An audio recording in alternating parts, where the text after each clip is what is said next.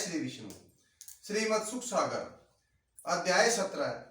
पार्वती जी द्वारा राजा चित्रकेतु को श्राप देना। श्री सुखदेव बोले, हे राजा परीक्षित, राजा चित्रकेतु एक दिन अपनी पत्नियों के साथ विमान पर बैठकर सैर करता हुआ कैलाश पर्वत पर पहुंच गया।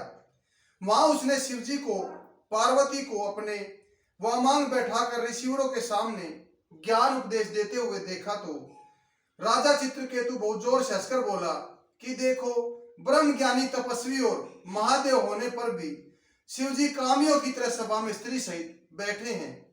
हे राजा परीक्षित, राजा चित्रकेतु के मुख से वचन सुनकर शिवजी नहीं बोले, लेकिन पार्वती जी ने राजा चित्रकेतु को उसी क्षण शाप दिया कि हे गंधर्व, तेरे हंसने का यह दंड है कि तू राक्षस हो जा।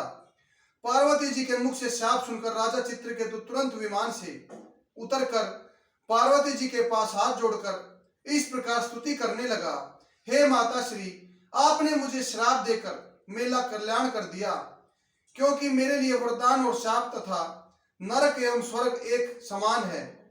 मुझ में यह सामर्थ्य नहीं कि शिवजी को ज्ञान उपदेश कर सकूं, लेकिन मैंने कहने का आशय था कि संसारी व्यक्ति कहीं आपसे इस शुद्ध विहार से निर्लज ना हो जाएं, क्योंकि प्राणी बड़े बुजुर्गों के आचरणों का पालन करते हैं। इसलिए संसारी पामर पुरुषों के लिए आपको सदैव उदाहरण उपस्थित करना चाहिए। हे माता श्री, आप जननी हैं, आप जगदम्बा हैं, आप प्रभु शिव जगत पिता हैं। आप अपनी इच्छा से जगत को उत्पन्न, पालन, पोषण और नाश करते हैं। इसलिए मुझसे जो अपराध हो गया है उसे क्षमा करें। श्री सुखदेव बोले, हे राजा परीक्षित, पार्वती जी जब यह सब कहकर राजा चित्रकेतु विमान पर चढ़कर वहां से चला गया और प्रभु शिव जी राजा चित्रकेतु को शील और ज्ञान की प्रशंसा करते हुए पार्वती जी ने सुना तो वे बोले, हे प्रिय, आपने प्रभु के भक्तों की शीलता देखी, जो शाप सुनने के पश्चात भी जरा से विचलित नहीं हुए।